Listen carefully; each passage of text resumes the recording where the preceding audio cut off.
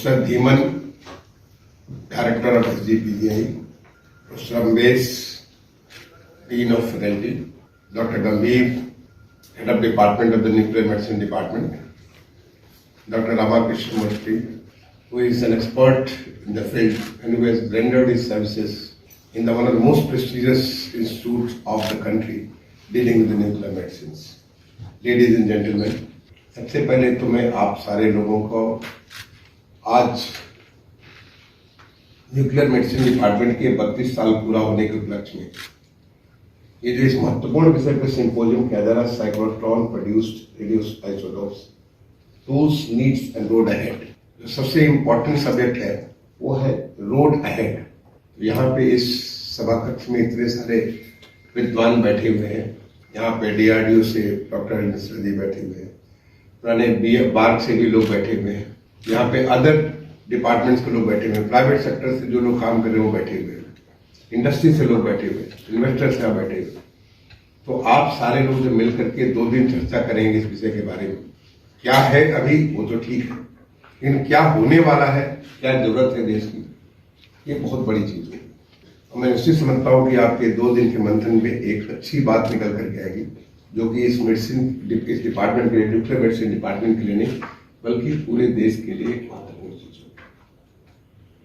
आपने लीड लिया, बताया कि आपने सबसे पहला प्रोग्राम स्टार्ट किया न्यूक्लियर मेडिसिन के बारे में, टू के लीड, अदर्स फॉलो, क्योंकि जरूरत थी।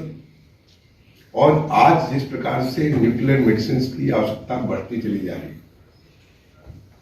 आपने बताया कि जब आप शुरुआत किए तो यहाँ पे उत्तर प्रदेश में आप पहले न्यूक्लियर मेडिसिन के डिपार्टमेंट थे, पहले यूजर थे,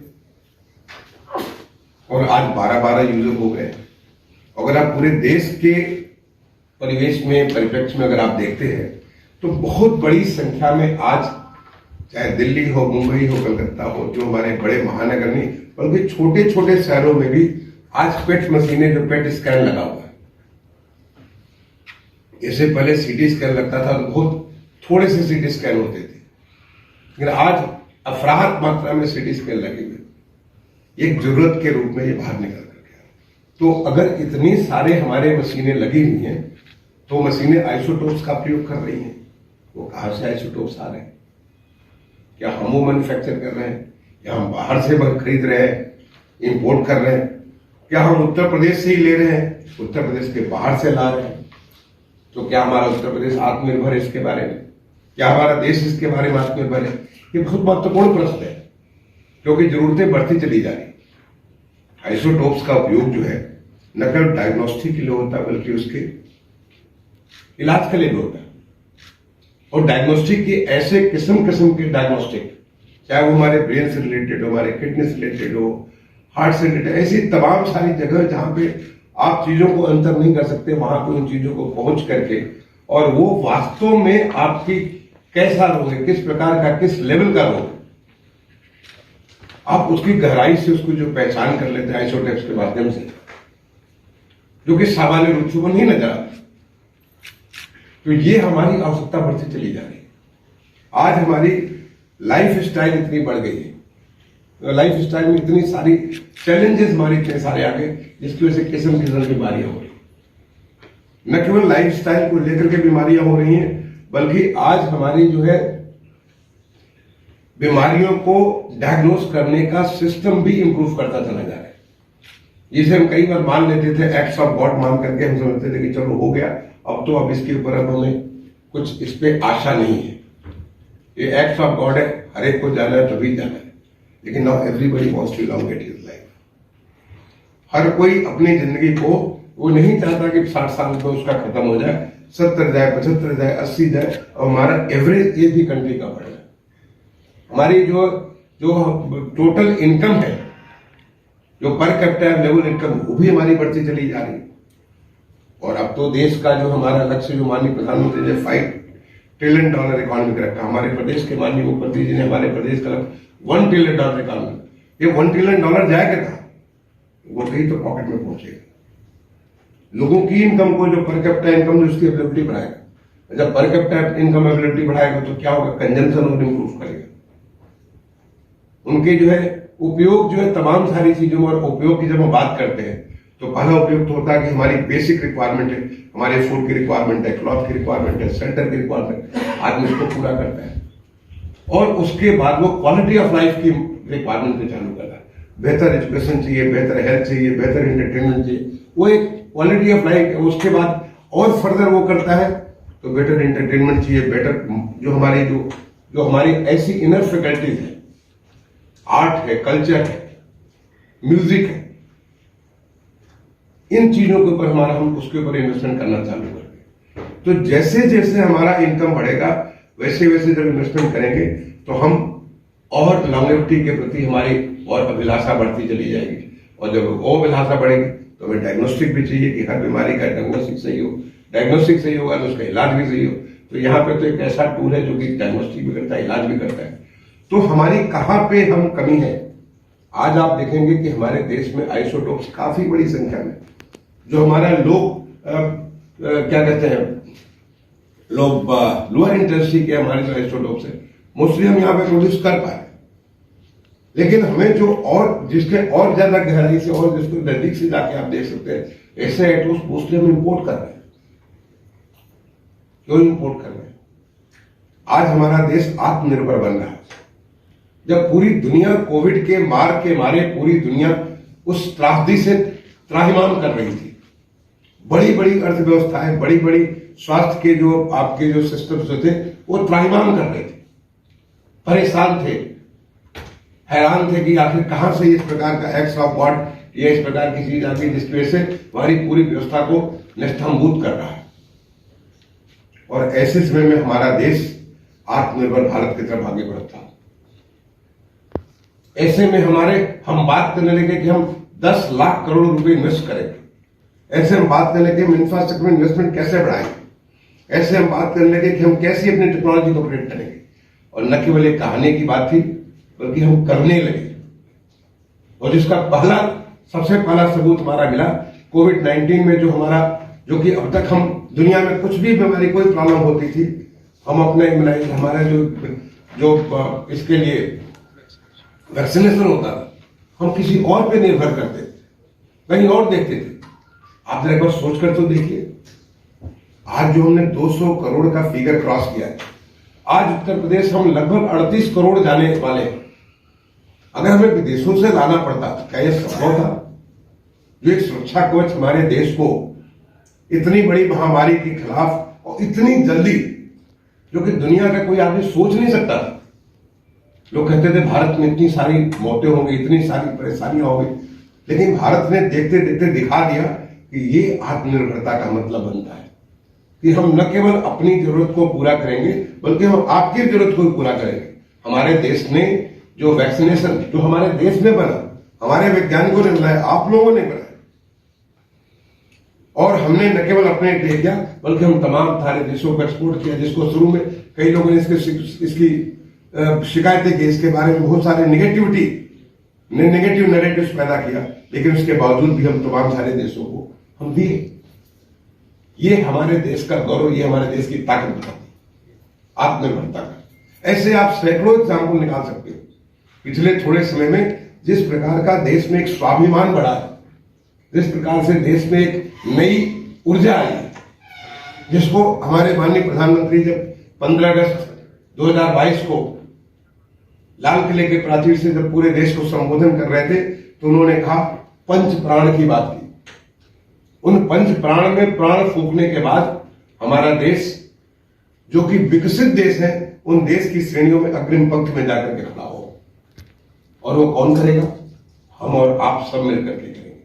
वो करेगा, हमारे इंस्टीट्यूशंस करेंगे, हमारे जो प्राइवेट सेक्टर करेगा, वो हमारे जो इन्वेस्टर्स हमारे शो करेंगे, उसको हमारे नागरिक करेंगे। हर एक कोई अपना योगदान देगा। और किस लिए योगदान देगा? कि हम आत्मनिर्भर बने, हम ऐसा कुछ बने कि हम न केवल अपनी जरूरतों को पूरा करें बल्कि हम तो वसुधैव कुटुंबकम में विश्वास करते, हम दुनिया की जरूरतों को भी पूरा करें। और वो पूरा करेंगे तब जब हम पहले अपनी जरूरत को पूरा करेंगे, फिर दूसरों की जरूरत को पूरा करेंगे। और इसमें कोई कमी नहीं है, क्षमता में कोई कमी नहीं है, प्रतिभा में कोई कमी नहीं है, हमारी कैपेसिटी में कोई कमी नहीं है। ये सब कुछ चीजें, कमी अगर कहीं पे था तो वो हमको आत्मविश्वास की कमी थी। तो वो आत्मविश्वास अपने देश का जग चुका है।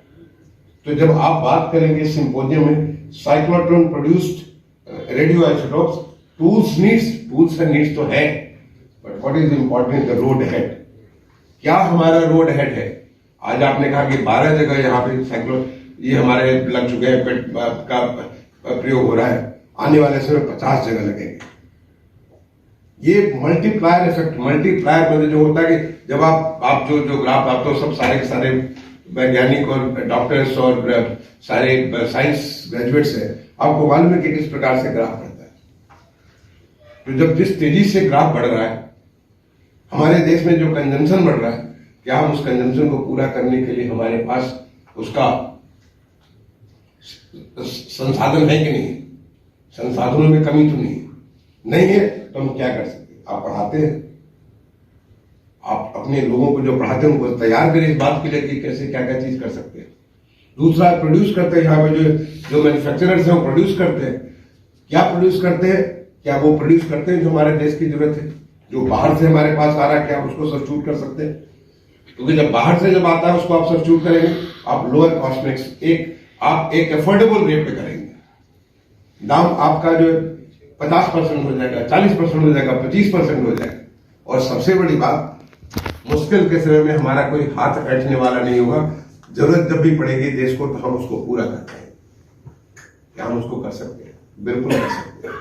ये आज का समय है और उसके बारे में विचार करने की जरूरत है। इतने बड़े बड़े वैज्ञानिक हमारे, आपने बताया राममूर्ति साहब हैं, आप इतने सारे लोग, तमाम सारे जैसे, मैं कहूंगा कि आप लोग मिल बैठ कर इस बात को सोचे सिंपोजियम में, हमने क्या किया है, ये नहीं, हमारी क्या जरूरत है, हम उसकी कैसे पूर्ति कर सकते हैं। इसके बारे में एक हमारा शुरुआत डॉक्टर मिश्रा जी, हमारे SDPI के डायरेक्टर साहब, ये सब उन्होंने मिलकर के एक शुरुआत यहाँ पे करने की कोशिश की कि हम क्या उत्तर प्रदेश से हम पूरे देश को जरूरत पूरा दे सकते हैं। उत्तर प्रदेश हमारा जो है एक आत्मनिर्भर प्रदेश, एक नया उत्तर प्रदेश के रूप में उभर करके आ रहा है। माननीय हमारे मुख्यमंत्री जी की लीडरशिप में जो पिछले 5 साल में हुआ, अभी एक ग्लोबल इन्वेस्टर्स मीट होने जा रही है। जनवरी के महीने में पूरे दुनिया भर के लोग आएंगे। इन्वेस्टमेंट को हम लोग 10 लाख करोड़ का टारगेट रखें। वो इन्वेस्टमेंट होगा तो मेडिकल फील्ड में इन्वेस्टमेंट होगा, न्यूक्लियर फील्ड में भी इन्वेस्टमेंट हो सकता है। हमें वो माहौल, वो प्लेटफॉर्म बनाने की जरूरत है। दुनिया देख रही है कि हिंदुस्तान जिस तेजी से बढ़ रहा है, हिंदुस्तान एक अपॉर्चुनिटी का देश बन रहा है और हिंदुस्तान में हमारा उत्तर प्रदेश भी पूरी तरह से एक अपॉर्चुनिटी, एक न्यू अपॉर्चुनिटी, एक न्यू ऑप्टिमिज्म, एस्पिरेशन का हमारा प्रदेश बन रहा है। उसमें हम किस चीज को ला सकते हैं और उसको लाने के लिए आप सबका योगदान हो चाहिए।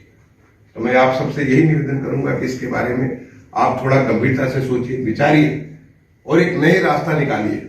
वो नया रास्ता जो कि हमारे अमृत काल का रास्ता है, वो नया रास्ता जो कि तय करेगा वो स्थान जब हम आजादी के 100 साल मनाएंगे 2047 में, उस स्थान में पहुंच करके एक बार सोचिए कि 2047 में हम क्या होंगे, कैसे होंगे।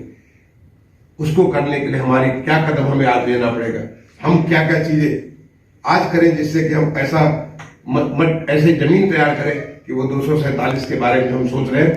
जब हमारा देश पूरी तरीके से विकसित होगा, पूरा देश हमारा जो है आत्मनिर्भर होगा, पूरी दुनिया को हम दे रहे होंगे, ऐसी स्थिति को करने के लिए हम क्या आज कर सकते हैं, ये हमारे सिंपोजियम का विषय होना चाहिए, द रोड हेड। इसलिए मैं इस बात को अंडरलाइन करता हूं।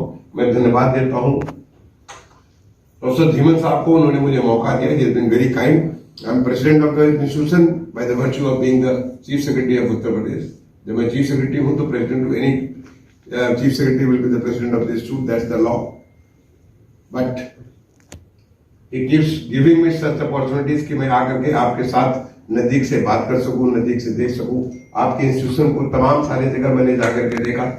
आपका भी हाल में कैंसर इंस्टीट्यूट जो कि इसका सीधा लाभ देने वाला, आते ही मैंने पूछा कि क्यों नहीं हिंदुस्तान के बेस्ट कैंसर के स्पेशलिस्ट हैं वो 1 सप्ताह के लिए आए यहाँ पे और हमारे उत्तर प्रदेश को ही नहीं बल्कि उत्तर प्रदेश के आसपास के लोगों को सेवा दें। ऐसी आज दुनिया में व्यवस्था है। आप वहां काम करते हैं, बेंगलोर में काम करते हैं, हैदराबाद में काम करते हैं, बॉम्बे में काम करते हैं।